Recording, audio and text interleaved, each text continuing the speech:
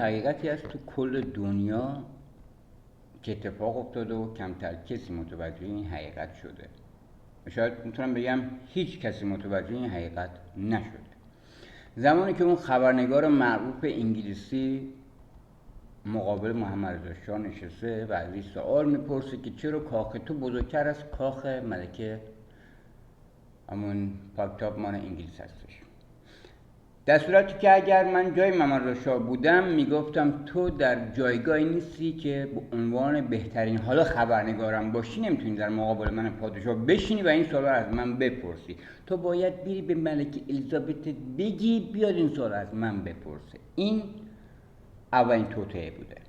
توطئه دوم تو جشن 2500 ساله از کلمه شاه استفاده شده توی تلویزیون آمریکا، خبرنگاری آمریکا. در صورتی کلمه انگلیسی کینگ هستش یا کوینگ هستش یا اصلا لورد هستش. لورد به مسیح میگن، مسیح هم خدا هست هم آدم بوده و در واقع توی کلمه انگلیسی کوینگ شامل زن میشه، لورد شامل مرد میشه که خود احمقا خبر ندارن. ولی توی جشن 2500 ساله اون خبرنگار آمریکایی انگلیسی زاده یا انگلیسی زبان میگه محمد رضا شاه. این توطئه دوم. شما خبر داشتید؟